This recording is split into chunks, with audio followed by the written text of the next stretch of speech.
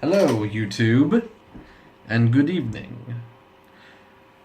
Now, after last night's little mix-up with the lapel mic and not having it for like the first half of for most of the video, I was told by someone who watches my videos that there wasn't really much of a difference in the audio quality. So, I'm going to go ahead and forego the mic for now. But it's a fun thing to use, and I'll probably use it again for later on. It was a Christmas present, and it just makes everything feel a bit more professional. It's fun. I enjoy it. So, on to business. I want to talk about phone apps. Because I have this weird habit of going for like 3 months just not downloading any apps at all, and then one day I'll download like 8 or 10 of free apps just for kicks, and I'll end up deleting most of them. I'll end up deleting like all but one of them by the end of the day, probably. It's a strange habit, but I think my mindset behind it is I just get kind of bored, and it happened today, and it happened because I saw an ad for a game on Twitter. So I go ahead and I go, oh, this looks fun, I might try it today. So I click on the app on Twitter, and it takes me to the App Store, and I download the app, and I'm like, oh, look, here's a little thing in the recommended for you category.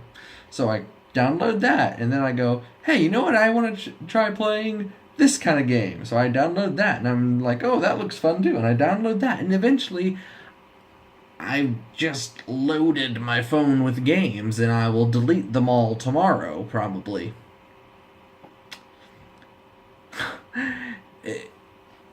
And it makes me realize that the market is just flooded with poorly conceptualized games.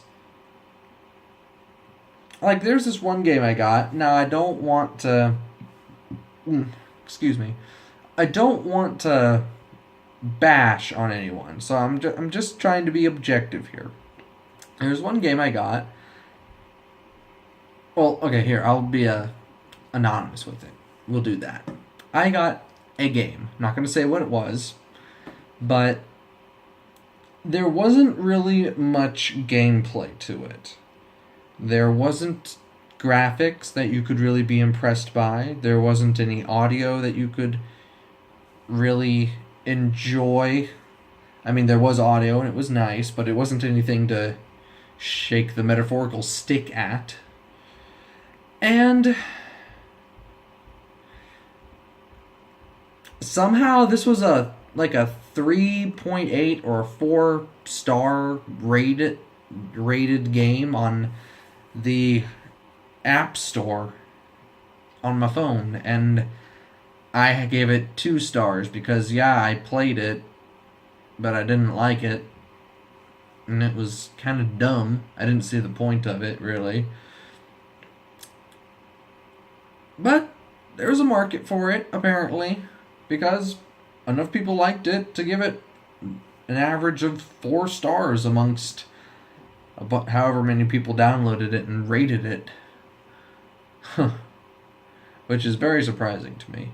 It really is, because then there are some games that I play that are very interesting, and I actually don't know what they're rated. I don't really pay attention to that, usually.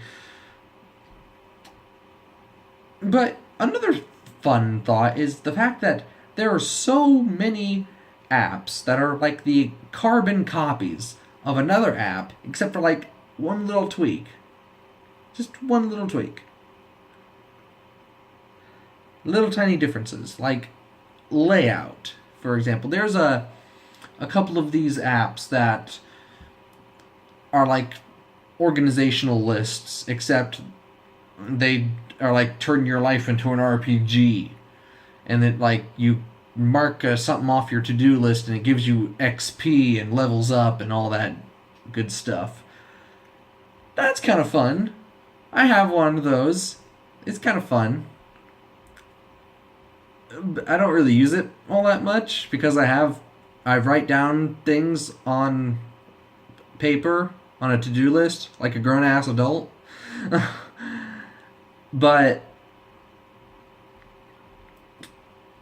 I downloaded another one just out of curiosity, and it was the exact same thing, except the layout and the style of it was slightly different. And it was just interesting to see that one of them was given 4.5 stars and the other one was given 3.9 stars. And there wasn't really enough of a difference to call it that. I mean, both games were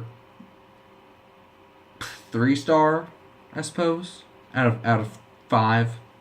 It's all out of 5.